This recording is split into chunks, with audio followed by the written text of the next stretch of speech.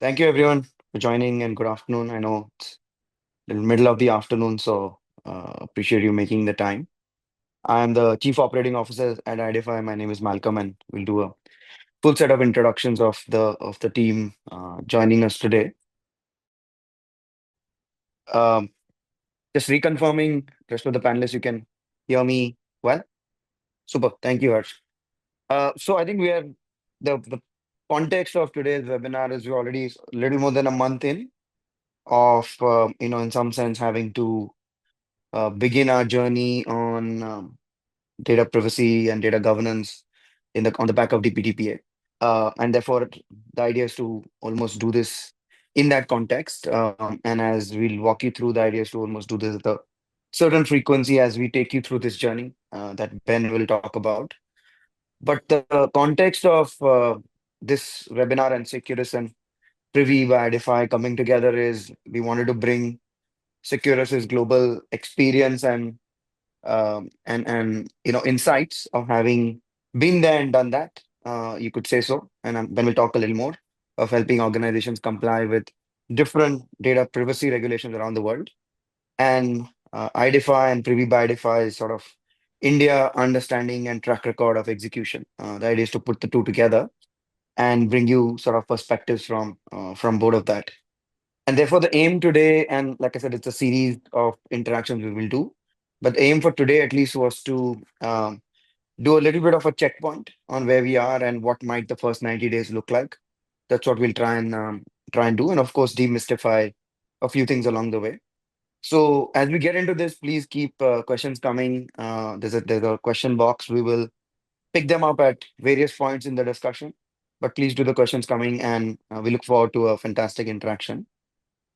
With that, maybe let's move to the next slide. And quick introductions, I'll do the ones from IDfy. So I'm the Chief Operating Officer. I've been at IDfy for a few months now. I oversee Privy, which is our sort of privacy and data governance platform. We believe we're sort of setting the standards in this space for this country, and we're privileged to collaborate with uh, government, other bodies in this space. Nikhil is a principal product manager, has been on this journey of building Privy for uh, more than 2 years now, and brings to him that sort of timeline view of events in this space. And he'll talk a little bit about that.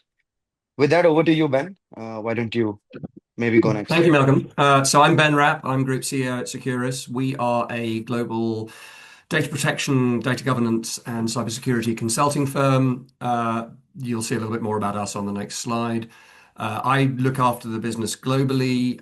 With me on this call is Hersh Desai, who is a practicing lawyer in India and one of our associate directors of our Indian subsidiary. And he will be talking a little bit about how the DPDPA works from a more legal perspective later on.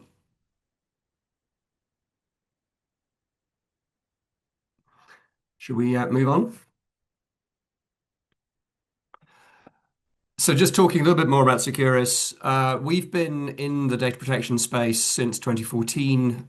We've done a lot of different lifts in different countries. We were obviously there for GDPR in the UK and in Europe, but we've worked across Latin America, across the Caribbean, in various other countries in South and East Asia. We've done quite a lot of work in Africa.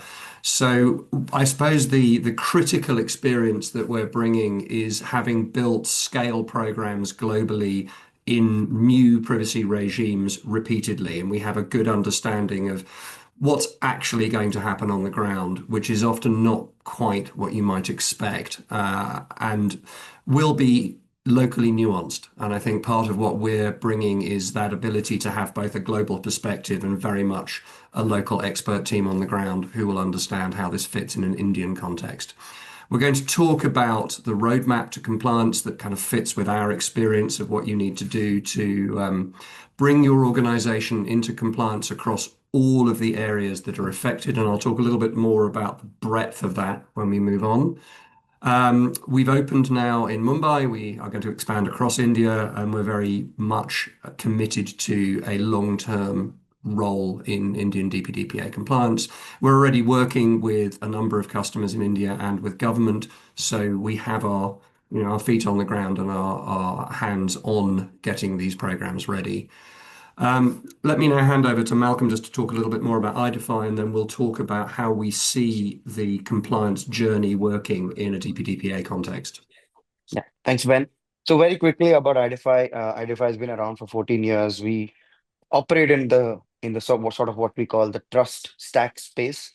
Uh, we have two or three platforms across the space that helps our clients onboard customers. We have a sort of risk offerings, but Privy is our sort of end-to-end full stack platform for privacy and data governance.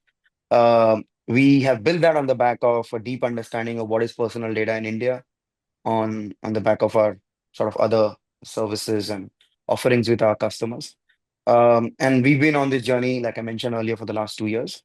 Therefore, we've managed, or we have the good fortune of working with all the early adopters in this space. Again, large banks, large e-commerce companies, NBFCs, whoever in some sense has moved early and has already begun implementing a platform. We've had the privilege of working with them, and therefore we've got a little bit of ringside view and scars on our back on learning of some of those implementations. As I mentioned earlier, also reasonably well connected in the broader ecosystem. Again, with the good fortune of working with multiple bodies in the space, SROs, DSCI, as well as METI itself. And I should mention that we're one of the few players who've been part of METI's Code for Consent challenge. And we sort of participated in it in the spirit of giving back to the country and in the top six and sort of in the phase two of that, which means that a lot of what we've built is sort of in line and validated by as per the standards laid out. So that's a little bit about IDfy and of course and Privy that we've built, and we'll talk more about it as we go along. Ben, back to you. Thank you. If we can move to the next slide. So this is setting out the journey to compliance in the context of a series of webinars that we, so Securys and Privy collectively, are going to run to take you through the steps and a kind of timeline of expected progress to achieve compliance. So essentially, our expectation is in each webinar, we'll set out what the next 90 days looks like.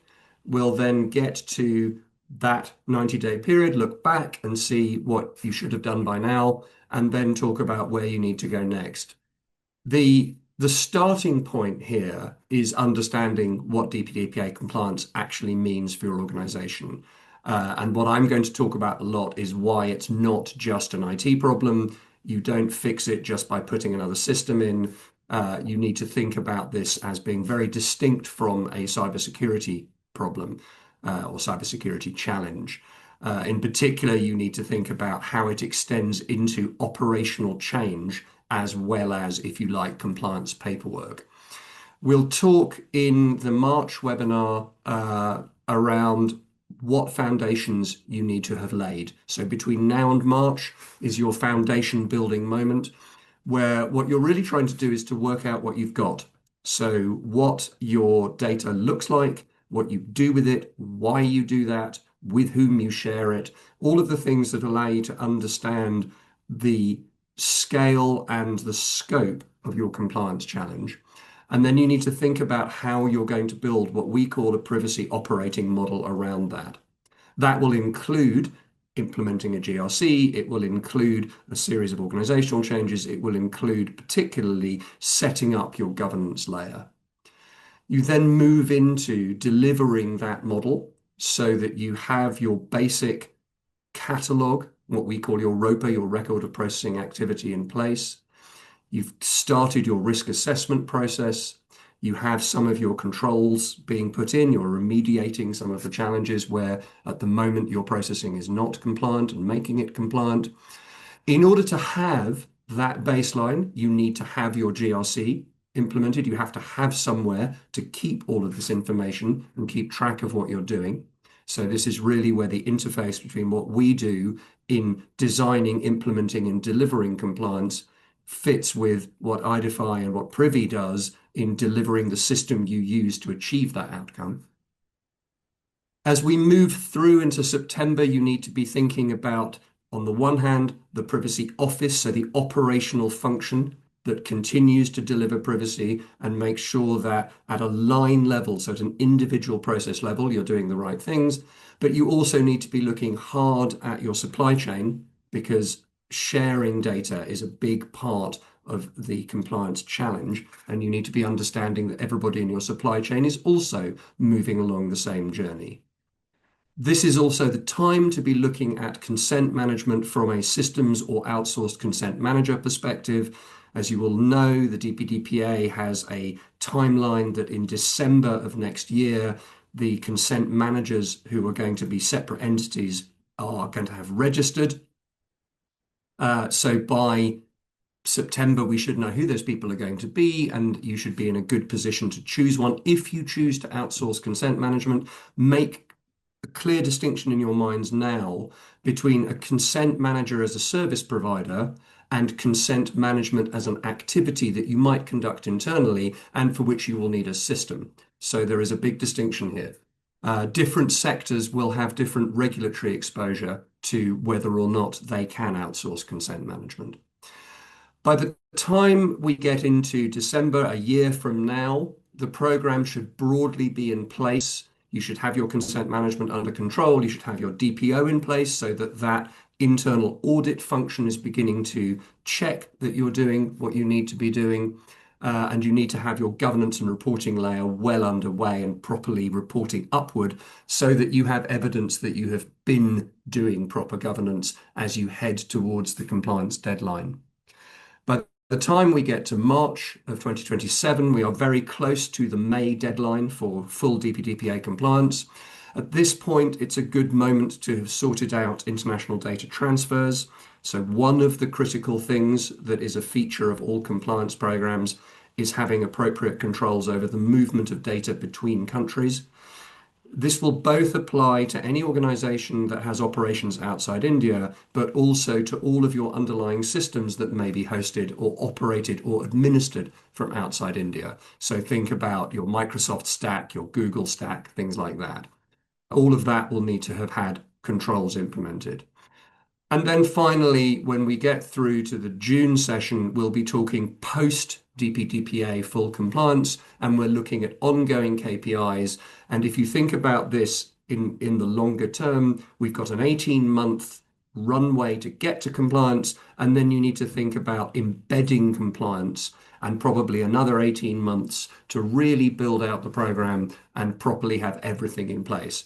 So we talk in terms of having something called defensible compliance. So that's compliance that is good enough to satisfy a regulator. That's what you need to have in place by May of 27. From May of 27, you're looking at moving along the CMMI maturity model and trying to get to a position where your compliance is, ideally perfecting, but certainly is in a continuous improvement cycle. So with that said, let's move on to the next slide, please. So here we are, we're in this webinar. I'm about to hand over, but let's just take a moment to think about where you are in your readiness and how that fits with this timetable that I've just laid out. As I say, do please throw your questions into the Q&A as we go along. Next slide. Malcolm, back to you, I think, to just talk us through the agenda. Yes, super. No, thank you, Ben. I think you laid out a fairly clear pathway, if I may say so, of some of the markers, and that's what we'll aspire to do through these series of webinars. So very quickly in today's agenda, what do you want to do? I think sort of set the baseline, understanding what's the difference between privacy. I think we've got that question often. We've done ISO 27001. We are SOC 2 compliant. Is it the same? Is it different? What's incremental? I think Ben and Hersh will walk us through that. What does DPDPA compliance mean? I think then we'll pivot a little bit to saying, in the context of the rules notified, what's the gamut of sort of the parts of the problem that need to be solved, as well as why is that sort of easier said than done? So we'll talk a little bit about that. And then what we want to leave you with is as we think about now in the next 90 days when we hope to meet again, and sort of as Ben talked about the setting up the initial groundwork, what might be a checklist of some of the things you can gauge yourself against, right? You can use as input into your plan and then almost, score yourself, for lack of a better word, on your progress. We're hoping to leave you with that. And of course, then we'll spend some time on Q&A. So that's what we have lined up for you. Like I said, please keep the questions coming and we will pick them up along the way. Ben, over to you. Right. Let's start with this very frequently asked question. Um, One of the things we found, particularly working in India, is a lot of Indian organizations are well advanced in cyber. There is a strong commitment to certification. A lot of the prospects and customers we're talking to already have ISO 27001.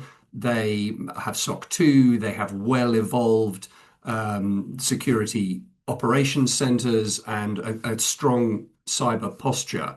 And so there is a tendency to put DPDPA in the same box and say to the CISO, it's your problem, fix it. It's presumably an extension of cyber.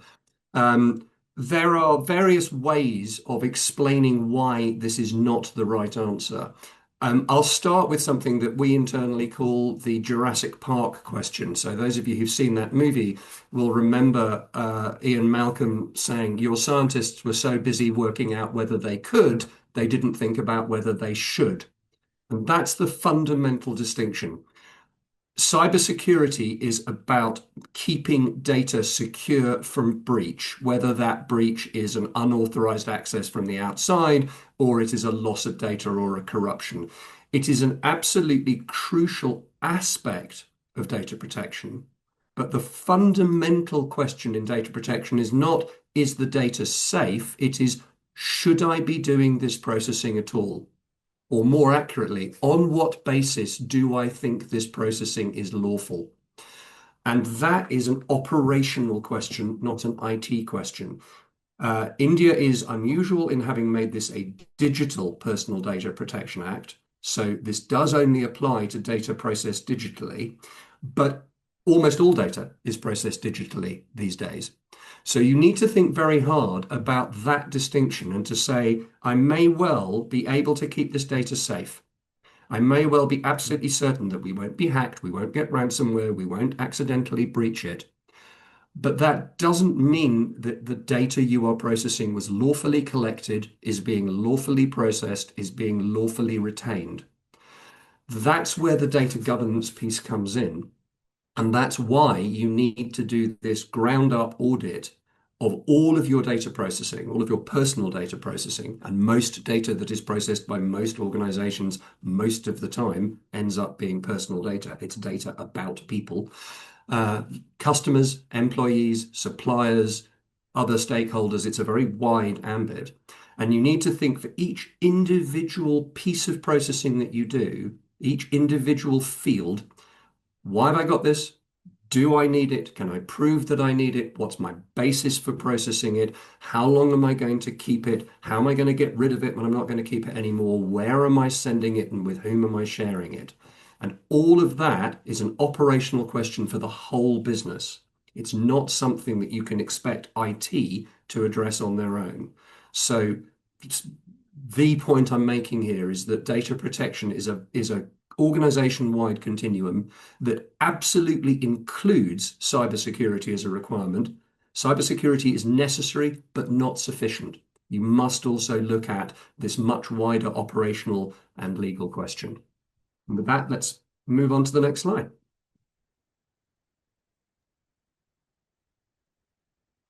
So what I'm going to do here is throw the ball over the fence to my colleague Hersh, just to talk a little bit about the critical aspect of lawful processing in an Indian context, which is the complicated implications of the DPDPA being a consent-dependent law. So, Hersh, do you want to talk a little bit about how Oh, that affects data protection in India as compared to elsewhere? right. So, Ben has mentioned a few times that this is a consent-driven law. Uh, what that means and what is actually written in the law is that lawful purpose data processing can only be done by consent. or for certain other legitimate purposes. Now, what does this consent mean? This consent has to be free, unambiguous, independent, and unconditional. And therein lies the actual challenge. Uh, and the Because it is not controlled by anything else but the consent alone, the processing of your data. And then there are these certain other legitimate uses which don't include contract based processing. Now, what do I mean by contract based processing? I'll just give an example. Um, when you talk about buying an insurance for which you're paying premium for a 5 year period, you sign a contract with the insurance company and you pay those premiums in time. If you don't, you are sent reminders, and there might be certain conditions which might lead to penalties and contractual breaches on your part or on the insurer's part. Now, what happens if you withdraw your consent after you've signed this contract? Can the insurance company continue processing your data? The most likely answer, based on the way the law currently stands, is no, because your consent has to be independent and unconditional. And the consent also should be freely withdrawable with the same level of ease that you gave it with. What this specifically means is that now you have a valid contract, but the insurance company cannot process your data and therefore cannot tell you to pay up or face the penalty of a contractual breach. And if they do that, then they have technically breached the law. So you can haul them up in the data protection board and file a complaint against them saying, look, they processed my data even after I withdrew my consent. That can create a major problem for you because the fines in this law are quite fantastic, right? They're up to 250 crore rupees, not to be beating a fear mongering drum here, but the fines are so huge that you can have a major problem here. Now, there are certain, I won't run through the law in its specific terms, but there are certain ways in which we think that contract based processing should be made legal for, or is probably legal the way you have a creative reading of the law, as we lawyers often tend to do. But that's not actually what's written in the law today, and that's my opinion, and that doesn't matter. What matters is the opinion that the Data Protection Board and eventually our very activist judiciary will come in place. But until such time as that happens, consent is the only way that you can actually process data, except for those certain other legitimate uses, which are a few and not that wide or broad to be that concerned about right now. But when you have this sort of a limited use permission, it can be misused and weaponized quite a bit. I think with that, can we move to the next slide? Hersh, let me just, before we move on, let me just pick up on that a little bit based on our experience elsewhere. And this is, I suppose, this is part of what we're bringing here. This challenge it's specific to India because of the way the law is drafted, but it's not unique. There are other countries where this is a particular issue in financial services because they've chosen to make financial data count as sensitive data, and then they have said that sensitive data requires consent for processing. So they create the same problem that we have in India, even though they have contract as a lawful basis. And I think the important thing here, and this is really my segue to Malcolm, to be honest, the point here is you need to think in each context of processing at a very, very detailed level. How am I going to make the distinction between a customer whose consent I still have and a customer who has withdrawn their consent? We think that there are ways of enabling you to continue to serve customers who have withdrawn their consent, but naturally, what you can do with their data will be much more limited than what you can do with customers who are still consenting. And this is not the function of the consent management piece. That's to tell you whether they've withdrawn their consent. This is where that interface between the Privacy Office and the GRC system comes in, because that's where you go, okay, so what is the actual processing? How is it affected by consent? Who's consented and who hasn't? And how do we operationally deal with that? So with that, let's move to the next slide. And Malcolm, you talk us through how that works in a privy operational context.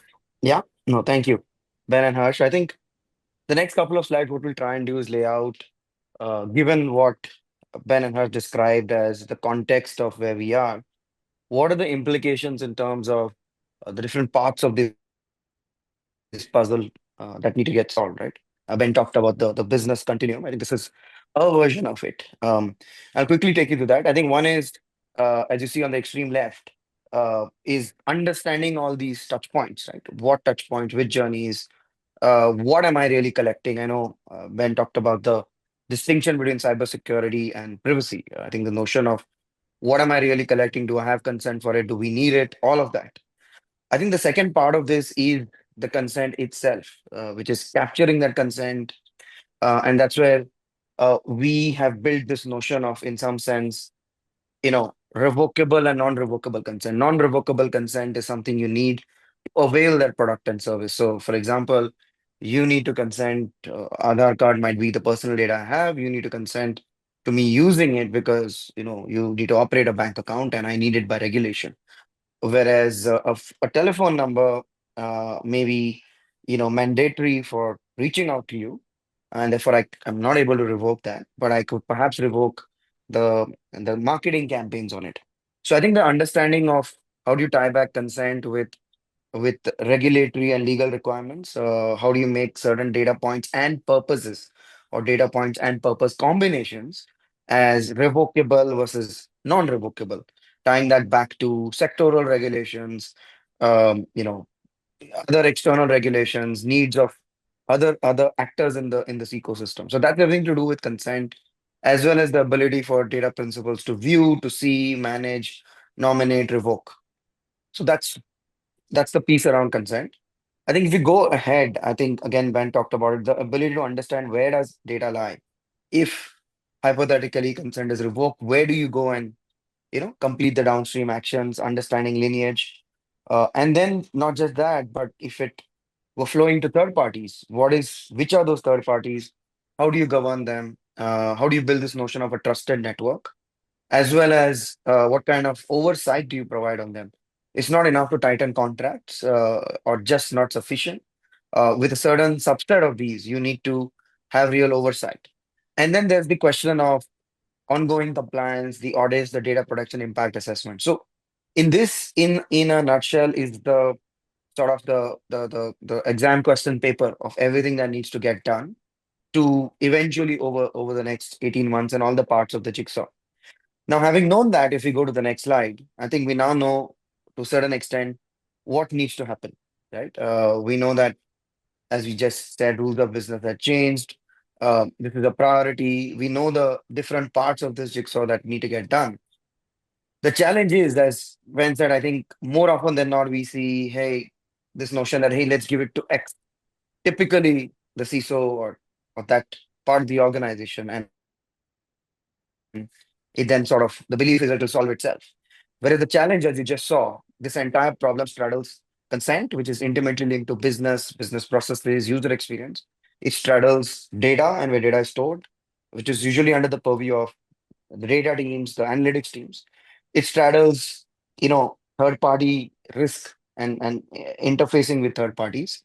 And it also straddles, privacy operations and dealing with the board compliance regulations, right? And therefore, I think this notion of multiple parts of the organization needing to come together to create this privacy office, because no one portion can truly solve this, the entirety of this problem. Now, of course, larger organizations have this maybe more this jigsaw split across more parts. Smaller organizations might have it smaller, but the reality is two, three pieces of the organization need to come together to fully solve this, ensure not just compliance, but and I know we'll talk about it in perhaps another webinar, but real ROI. There's real business ROI here.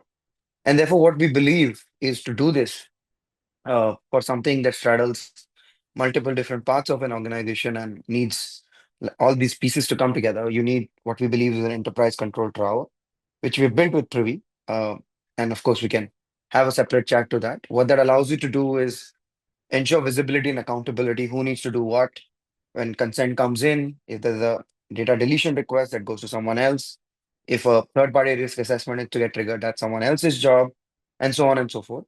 Two is resilience. There's a need for ongoing documentation. There's a need for documentation at the time of an incident and all of those pieces. And third, it still ensures the freedom to innovate, right, with the right governance and frameworks around it. And that's sort of what we build with Privy because we realize, as Ben pointed out, that this is a problem that straddles a larger business continuum. It just cannot be solved with one part of the organization. Multiple pieces not, need to come together. And it's a jigsaw that needs to be put together, and that's where a GRC platform or a data privacy and data governance platform, which is what we call Privy, comes in. So with that, why don't we move to the last slide we have, which is a little bit of the flavor of, okay, we're here now. You've just got on the baseline. What probably are the things you need to do in the next 90 days to sort of get moving? And I'm going to request Nikhil to chime in on that. And then Ben, perhaps after Nikhil does that, you share your thoughts as well. We can then move into Q&A after that. Sure. Thanks, Malcolm. Yeah. I think just for the audience, obviously, we've learned about this is a long roadmap. It's about 18 months to go. What I'd like for the audience to take away is one, this problem is not going to be solved in a silo and sort of needs various sort of parts of the organization to come together. From a strategic priority perspective, setting up the right sort of, I would say, program layer that has various stakeholders, both the privacy office, data teams, as well as some on the risk side. I think that becomes again based on what we've seen. Various each institution might have their own way of looking at this, but running this with a program and sort of putting sort of accountability and ownership is one key tenet that helps along the way. Obviously, getting the right budgeting and ordering of this activity is thing. And last two is that 18-month sort of benchmark. How can we really establish demonstrable compliance is what we want to go towards, right? So with those three tenets in place, if I had to sort of break down the actions into two buckets, right? Looks like there's action to be done on people and processes. So getting the teams not just in place, but also enabling them with the right process. So imagine the process for grievance redressal that needs to be rethought through. Similarly, something around breach notifications needs to be one thought through and then implemented. So there's a bunch of actions on people and process. So I'll double click on that and maybe Ben could sort of talk about that.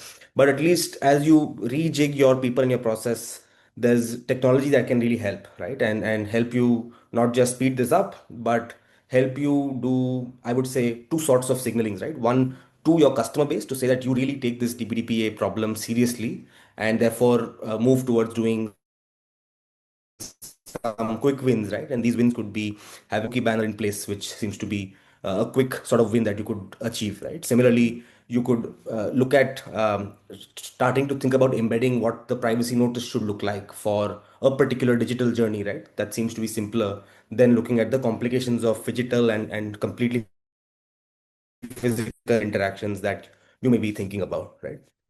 So on that technology bit, so once you are able to signal outward, right, you also need, I think, the right sort of wherewithal to be able to move this needle meaningfully internally, right? So what I would like to leave you with is there's controls both on the external, which is your customer facing side, and then there are controls internally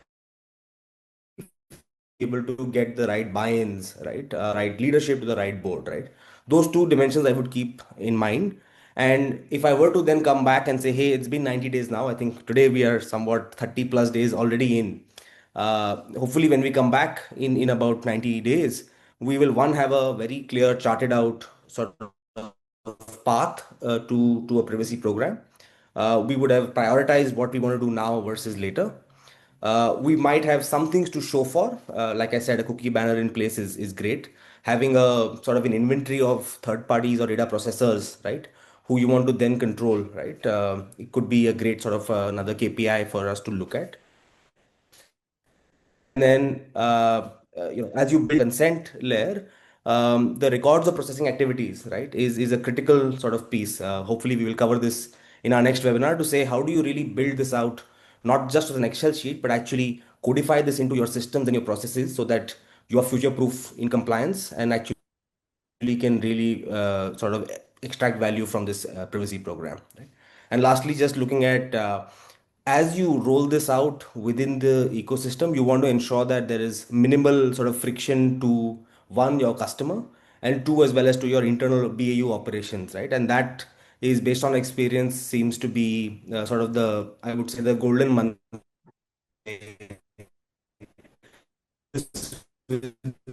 change map to sort of various teams, it sails through faster, right? So that's, if I had to summarize, actions on the people process side, actions on technology enablement. Hopefully, when we come back 90 days from now, what you see on the bottom are some sort of milestones that you would have hit. I'll invite Ben to just sort of chime in and talk about what he's seen in alternate jurisdictions or geographies as well, and just come in with his perspective as well. Sure, thanks, Nikhil.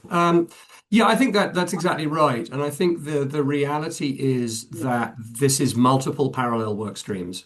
That's probably the thing to take away.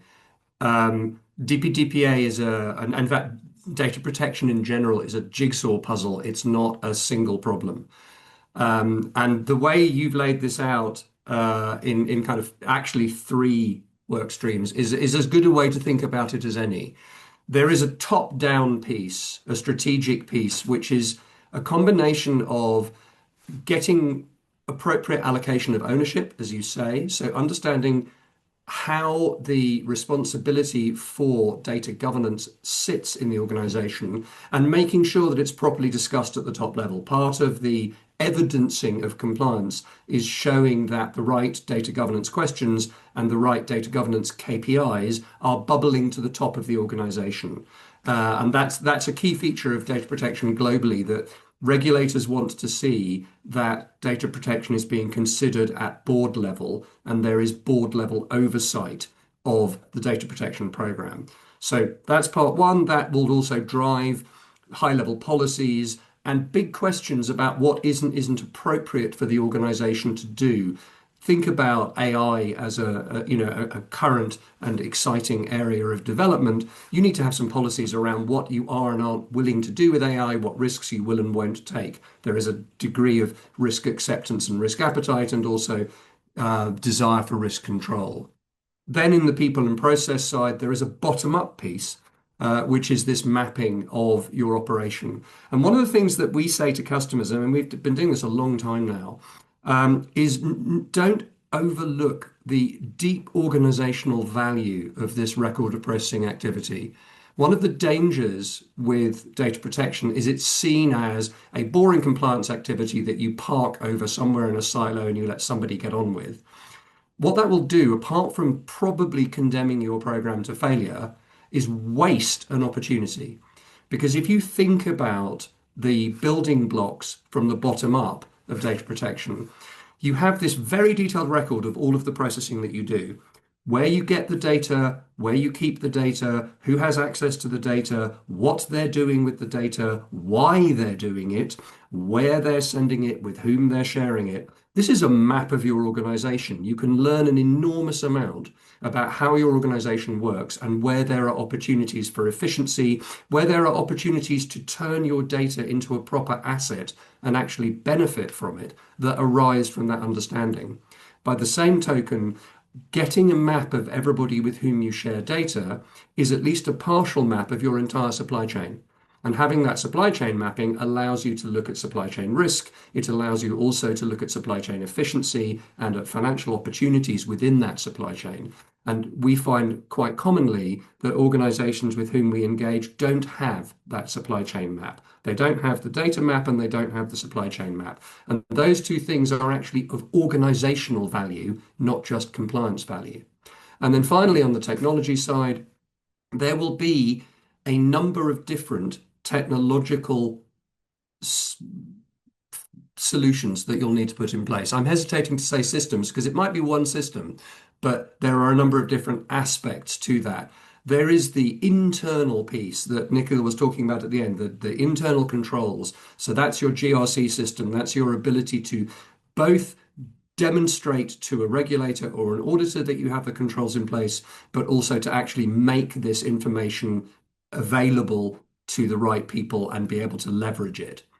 There are the external pieces around actually doing the consent thing with the client, doing your privacy notices, managing all of the client engagement. Remember that one of the things that data protection laws bring are rights for individuals to demand copies of their data or ask further questions about the processing or ask you to correct incorrect information or erase information that you or they believe you don't need anymore. All of that needs to be handled.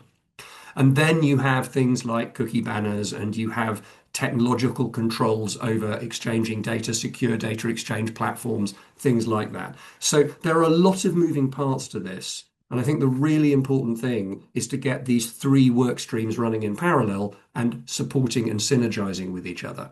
And with that, let me hand back to Malcolm for a second for a closing thought.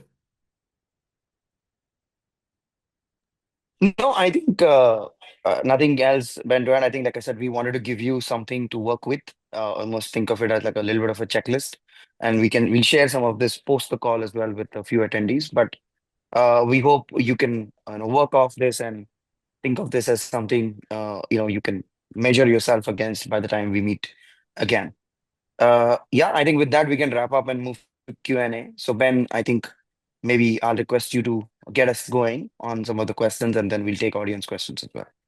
Sure. I mean, I think the one of the things that if we split this between us, right? I think from a Privy and IDfy perspective, the question is really what is it that you think a customer should be looking for in a GRC platform, and what is it that you've done to make Privy the right GRC platform, particularly for DPDP compliance in an Indian context? Yeah. No, thanks, Ben. And I would probably not want to use this platform to necessarily talk about all the great things Privy is and has proven to be. But I think if we were to, when we thought about this and what is really needed to solve this problem, and the way we would tell our existing and current and future customers is a little bit of what I spoke about earlier. Number one, this needs to link all these parts of the puzzle together, right? Like we said, there's a consent piece, there's a data governance piece, there's how you deal with third parties, there's how you handle, ongoing compliance, right? And you need a platform that can do all of this together. Uh, one, right? So that's one key piece, and suffice to say, we've thought about it exactly the same way. The second, more importantly, is these need to, in some sense, reinforce each other. And give you a few examples. So as I do data discovery, and as we've been doing this work with customers, we're realizing that there is perhaps data that they took a few years back, they don't take today. So to go back and rethink about the consent I took, or hypothetically, as I do data discovery, I realize, hey, there's this new third party I'm discovering that data is flowing to because of the way we sort of understand API contracts, etc. I now need to trigger a new third party assessment. So it's not just having these capabilities. I think the second point I'm making is these need to talk to each other, reinforce each other, and almost make it seamless to get done, right? Because the belief is, there has to be a simple, easy way to manage this, right? And the third, which I would say, critical for a platform of this type, is to be able to, in some sense, prioritize for the privacy office, right? And again, that's something we believe is critical. There's so much to be new needs to build sense into. There are historic customers where there are new third parties coming in. There's more data to be discovered. So in what sequence do you do what? How do these tie to each other? What is the sort of path one needs to follow, right? And therefore, I think we've used AI and some form of a compliance co-pilot to simplify all of these, to sequence them to almost a privacy office coming in on a daily basis saying, hey, here's what you need to do today, this week, this month, this quarter, right? Um, so I think that's a little bit of how I would think about it. I think the functionalities are all known, but what I think sets apart a great platform, and we believe we're one of those, is the 3 points I mentioned. The last point I'll say, Ben, is, and this is for the entire audience, and we truly believe, and I know we'll cover this in future webinars, is we believe this is an opportunity to obviously do compliance for sure, avoid the fine, tick the box, all of that is great. But we believe if done right, there is tremendous value, true business, rupee crore or dollar value to be obtained here, right? And we believe it could come from OpEx, and we can talk about how we believe it can come from lower risk costs, and we believe it can come from better user experience and trust. So yes, a great platform will allow you to tick the box on compliance, avoid the fine, but a great platform will also allow you to deliver 5 to 10x ROI on sort of your investments, right? And that's what we do as Privy. Back to you, Ben. Thank you, Malcolm. Let me chuck the ball over to Hersh. So here's an interesting thing. Most of the time, elsewhere in the world, not always, but quite commonly, organizations have made what we would still see as the mistake of making data protection compliance the responsibility of one silo. But instead of choosing IT, they choose the general counsel and the legal team. And speaking to you as a lawyer, why is that the wrong answer? And who do you think really should own this problem? Thanks, Ben. So, well, generally, this is the wrong answer because people just think there's a new law, let's throw it to the lawyer in the company. And this is not so straightforward, right? There is the fact that today every click, every swipe, every login gets tracked, and it requires the IT function to come in, it requires legal to come in, it requires the management to come in. So this is not a solution that can be provided by one particular silo. Ideally, this requires a brand new department to be created in companies. In the long run, we will see this happening because this is a principles based law. It is a law which tells you how you should behave and how your company should have relationships with their customers. But it does not, in essence, just tell you exactly what to do. And therefore, it is important to have a proper understanding of why privacy is important, and that entire culture change needs to come through right from the top all the way to the bottom of the company. So this isn't something so straightforward as there's a new law, there's the Income Tax Act, it's a law, let's throw it to the lawyer. But that doesn't solve anything. Oh, shall we buy a software to file our taxes? But that doesn't solve anything. You need an accountant who knows how to work the software and file your taxes in the correct manner to make sure that you're not really paying any fines for evading tax and that you're complying with the law. So it requires a separate vertical at the end of the day. I think that's right. I think that the point here is this continuum piece and the need for multiple work streams and cross collaboration rather than trying to, chuck the hot potato to somebody else and run away. Um, Speaking of hot potatoes and multiple work streams, Nikhil, just coming back to you, obviously DPDPA is a consent first law. What do you see as the interaction between the GRC system and the consent management system? How are they different, and what's the privy approach to that? Yeah.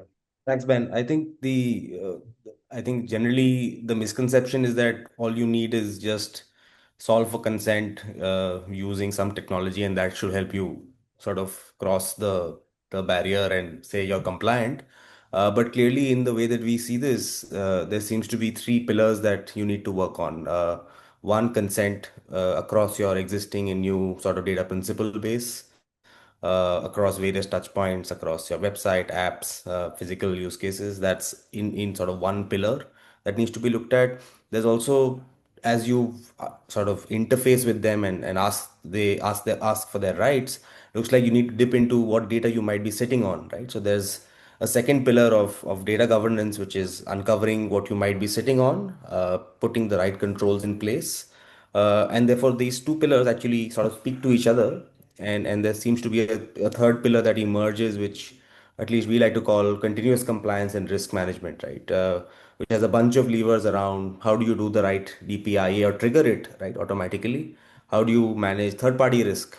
How do you do the right incident reporting, which is additional obligations that the DPDPA sort of pushes on you, right? And how do you get the right sort of safeguards around this compliance and data? So those are the three pillars that I think is a full stack sort of solve for technology for DPDPA. Obviously, these three worlds need to be speaking to each other. A DPRM request should be able to speak to data to understand where all Nikhil's data enterprise to that access request, for example, right? Yeah, so that's in and sort of these three should sort of come together and help the right persona, which we believe is the DPO's office, to be able to run this program and along the 18 months in real time sort of assist them the right time. Great. Malcolm, let me throw the baton to you and you take over as quizmaster and let's pick up some questions from the audience. I think we've had a few that are worth addressing right Yeah, now. super. Let me pick a few. Maybe we'll pick three, given we have 5 to 7 minutes, and maybe I think well suited to sort of your vantage point. And the question is, if we are, what's the if I'm an organization that is global, for example, and either complied with DPDPA and I have to think about GDPR or vice versa. I'm a global organization that's complied with GDPR and I have to think of DPDPA. How do I think about, one versus the other? What is incremental? Is it a lot reusable? Would be great to hear your view, Ben. And I'll pick a couple of more. Sure. I mean, this is a really interesting question because there are lots of useful transferable components in an existing data protection program that you've put in place somewhere else in the world. But the DPDPA is categorically different to GDPR. A lot of that comes from this conceit about being a consent first law. So, for example, the general principle in a GDPR compliance program is that consent is your last resort. You do all of your processing on one of the other available bases, and you use consent if you really can't make it fit one of the other five, right? So taking a GDPR program and dropping it in India is not going to work. That is also going to be true for any non-Indian company now needing to comply with DPDPA because it has operations in India. So if you think about us, for example, and we've got offices in 5 countries and operations in 70, and we've had to build a single framework that allows us to process data. And we are now adjusting that framework to enable the processing of personal data for employees and customers and sales prospects and supply chain in India because our existing framework is not consent first, as you wouldn't expect it to be. On the other hand, the basic governance framework, the expectation of layers of control, of risk scoring and risk prioritization, of supply chain due diligence and supply chain monitoring, all of these things are absolutely cross-applicable. And so there is a great deal that one can accelerate by learning from what's been done elsewhere. And I think that's going to be the balance. It's picking up the useful pieces and accelerating those in, and then doing the pieces that are very specific to DPDPA that will also need to evolve as we have a board, as we start to see, initial litigation and judicial reviews, as we see more rules. There are still things to be clarified in the rules that we can perhaps pick up in some of the other questions. So there is still stuff happening that will need to shape that Indian program, but there are clearly things that one can learn from the world's 35-year or so history of having data protection rules in place elsewhere. Super. Thanks, Ben. Hersh, maybe a couple of questions very directed to you and maybe short answers. One is, how do I know I'm an SDF? And I think just clarifying that perhaps you will know eventually will help. And the second question is 22 languages needed, not needed. Great to get your thoughts for the audience. Yeah, sure. The answer to the first question is really watch this space, right? That's what the government has said as well, because who's going to be an SDF isn't really clear. But I suppose if you're asking this question, then you probably might be, right? Because you know how much data you're processing, and if it's a large volume, then you're most likely going to be a significant data fiduciary. And also, if the data that you're processing is very sensitive, it's likely to be that you get, caught into this net of being a significant data fiduciary. That's a very simple, short answer I can give you here because we don't really know yet. Just as Ben was saying right now, some of the rules still need to get clarified, and we need some more flesh to these bones. That's that. And the second part is 22 languages. it isn't explicitly said so in the law that you need to have all 22 languages, but since consent needs to be free, informed, more important, informed consent can only be given by people who understand what they're reading. So at least you should know that the person reading or your general customer base can understand what you're putting up. So if you're perhaps active in one of the southern states, you need to have it in English and their local language. Perhaps a couple more if you are able to do so, but I don't think at every level you need to have all 22 languages available, because that's not how it would generally work. I think people can just take a more practical approach to the 22 language suggestion. Super, thank you, Ash. Maybe Nikhil, last one to you. There is a question of, hey, CISO, CDO, CCO, perhaps CRO, whose job is this or who's most suited in some sense to take this on? So I think the question has come in multiple forms and shapes. A very quick perspective would help. We've Yeah, seen this on the ground now as well, right? yeah. I think obviously there's no golden answer to say this is just the compliance officer's responsibility or just the data officer's responsibility. I think a collective effort is what is needed, because doing this in silos will result in sort of problems, given that people own different parts of this data and use it for different purposes. um, Coming in together, sort of leading by sort of like an executive committee of sorts. If I were to really look at individual incentives, right, the CISO's incentive is to protect, let's say, the breach from occurring, right, rather than the obligations of notification and additional stuff that the DPDP Act asks us to do. Right? There might be a conflict of interest in the way that the role is defined itself. Therefore, putting it on the back of one might not be appropriate. I think having a slightly more holistic view is the way we see this going through. Yeah. Um, yeah, I think that's what I had to say, Malcolm.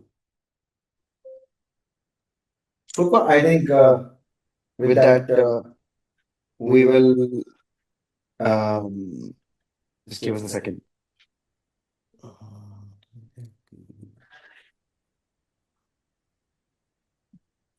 Ben, you want to take over and wrap up? Sure. Well, look, I mean, first of all, thank you everybody for staying with us for the whole hour, and for all your questions. One thing I will say, we've had many more questions than we can possibly address in a live Q&A, so we will circulate some written answers to the questions we haven't addressed as part of the webinar follow-up, so do look out for that. We'll also circulate the results from the various polls that we ran during the webinar and give you a sense of, if nothing else, how that matches our sense of priorities and what we've seen elsewhere.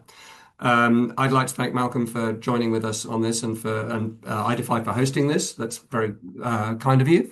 And I hope you will all join us for the next webinar in March to show us your homework and tell us how you've got on with your first 90 days. Yeah. No, thanks, Ben. And I think at the cost of reiterating, look forward to having you engaged along the way. And like I said, we'll keep giving you this 90-day goalposts. Bear with us. And again, very happy to do a set of follow-up conversations. You know where to find us. So please reach out. Thank you, everyone. Thanks, everybody. Thank you. Thank you.